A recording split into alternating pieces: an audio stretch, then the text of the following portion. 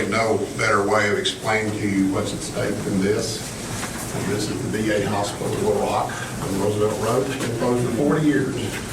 And it'll be there another 40 years from now as an empty building. And it just breaks your heart. And that's where Hot Springs is headed if we don't get our act together about the Army-Navy Hospital, or the ACTI Center as we call it. We got to get the word out what's at stake. And so let me just track through this with you. They would ask the resolution. I'm sure you're going, what do you need a resolution for? Without naming names, we're being ignored by some people in Washington, D.C., our U.S. senators. They won't meet with us. They're couponing us.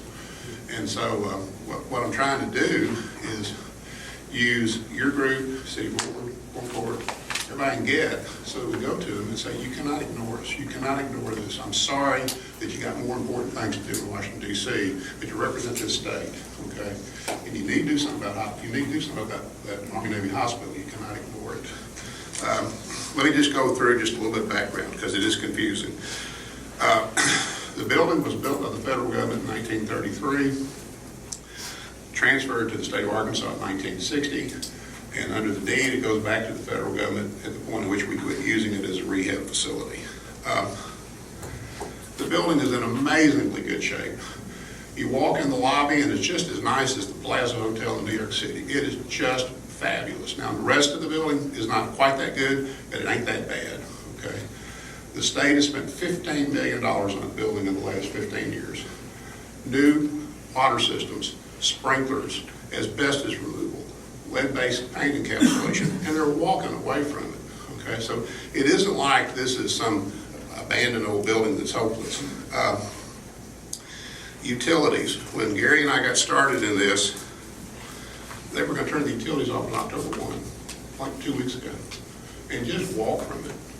And we were saying, you can't do that to us. You can't do this to us on this kind of short notice. It's not fair. And in fairness to Governor Hutchinson, he came to the table and put $500,000 into the kitty to subsidize the operation up there through next summer. But the next summer is coming. You can feel the clock ticking. Security, that's the dirty secret, folks. Everybody in this room knows about the homeless in this town.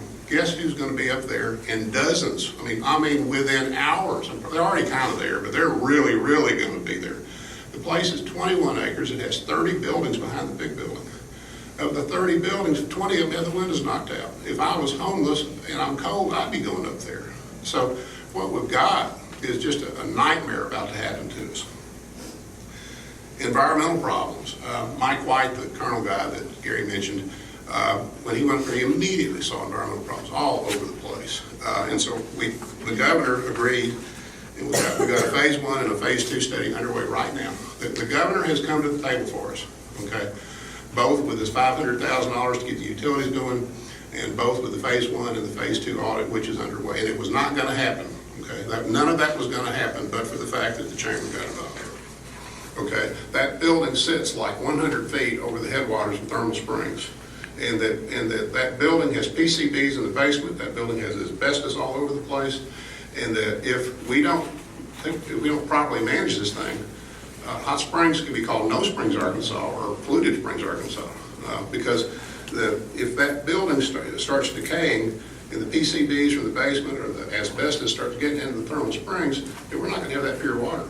So there's a lot more at stake than just that building. Repurposing.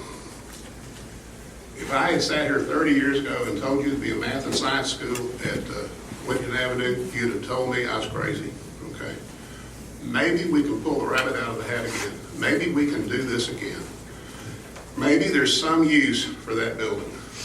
A coding school, cybersecurity school, you name it, something, okay, for up there.